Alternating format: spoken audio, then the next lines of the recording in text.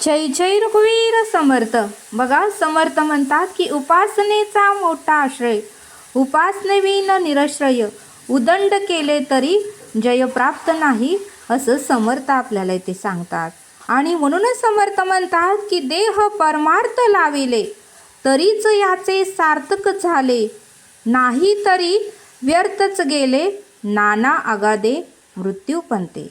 समर्थ म्हणतात की एखादा पक्षी उंच आकाशामध्ये उडतो, त्याला खूप अहंकार आलेला असतो, पण समर्थ म्हणतात की ज्यावेळेस त्याचा मृत्यू होतो त्यावेळेस त्याला जमिनीवरच येऊन पडावं लागतं. म्हणून समर्थ म्हणतात की अहंकार कुठल्याच गोष्टीचा करू नका. अहंकारामुळे, मत्सरामुळे, रागामुळेच मनुष्याचं नुकसान होतं, असं समर्थ आपल्याला इथे सांगतात.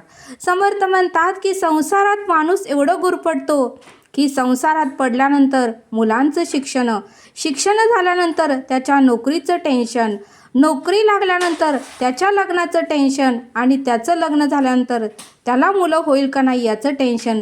असं करत करत तो म्हातारा होतो आणि म्हातारपणी मात्र परमार्थ घडत नाही, आणि मग जन्ममृत्यूच्या फेऱ्यात तो परत अडकतो. म्हणून समर्थ म्हणतात की संसार करतानाच आपल्याला आठवड्याचं श्रवण सकाळी 1 तास उपासनेला द्यायला पाहिजे, संध्याकाळी 1 तास उपासनेला द्यायला पाहिजे, तरच परमार्थ घडतो. नाहीतरी जन्ममृत्यूच्या फेऱ्यात मनुष्य अडकतच जातो, असं समर्थ आपल्याला ते सांगतात. समर्थ म्हणतात की गोष्टी ज्यावेळेस आपलं घर बांधतो त्यावेळेस तो बाहेर पडायचं रस्ताच विसरून जातो आणि मग त्या घरामध्येच तो मरून जातो. तसंच मनुष्याची ही गत झाली आहे, असं समर्थ आपल्याला इथे सांगतात.